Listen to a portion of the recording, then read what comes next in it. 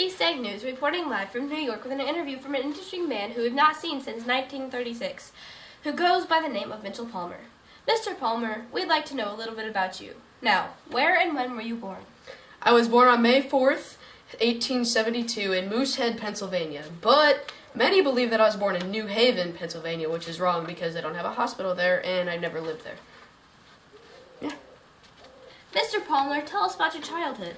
Well, I grew up going to public schools, and I attended a college prep school at Moravian Parochial School. I also studied law at Lafayette College, and then later on I went to George Washington University. But I never did finish my law degree. So, what occupation or careers did you have a part in? Well, I passed my Pennsylvania bar exam in '93. And then I went to a small firm in Strasbourg.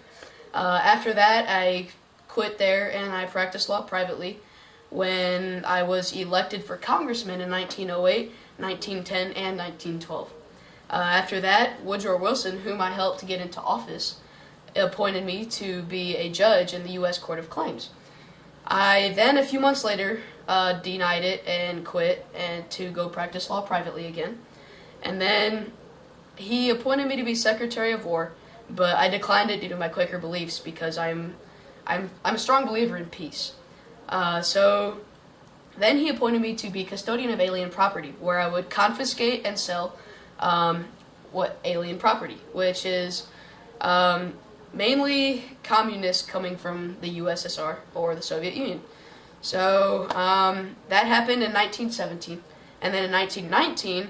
I was appointed to Attorney General, where after that I ran for president in 1920. After that, I failed in the primaries, so after that I didn't run for any more political offices, but I did help out with the Democratic Party all the way until my death. Wow, that's impressive. What were some major events that occurred in your lifetime? A big one was the race riots, and then after that, there was the biggest wave of strikes in American history. One of the things that hit hardest was that my house was bombed by some left-wing communists. We call them Reds. And then one of the biggest things for America was the Great Depression, and I died in that. What are you best known for? I'm best known for the Palmer Raids, a terrible name for what happened, I must say.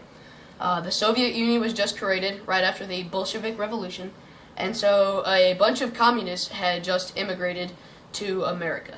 So they were plotting to overthrow the government, and they were known as the Reds. So they led a series of bombings on government buildings and officials as well as their families, and my own house was blown up in the proceedings. So I showed mercy, grace, and forgiveness, and did not overreact and strike back at them. I was in the office of the Attorney General at the time, so I had all the power at my fingertips if I really wanted to. But the media got mad at me for not doing this. They pounced on me. They said that I was a coward and unwilling to deport and strike back at the seditionaries, anarchists, and the foreign nationals that are on strike. So I gave the people what they wanted, and I launched the Palmer Raids on January 2nd of 1920. A series of raids is not a good word, but we went out and we arrested alleged Reds, and we had arrested in over 30 different cities. We had arrested 10,000 of them and more. So only 250 of them were deported, but we did keep them in jails until the threat of an overthrow was declared gone. Yet when the revolution didn't happen because I prevented it, and the government overthrow didn't occur, the media was angered again at me again. They claimed that I unnecessarily arrested immigrants, violating their personal rights. You just can't make people happy. So, but the only thing I could say to them was, with these raids, the backbone of radical movement in America is broken, quote unquote. Then I acted legally through the Espionage Act of 1917. Wow. You had a very eventful life, it seems like.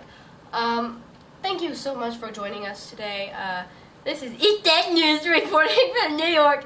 Stay classy, America!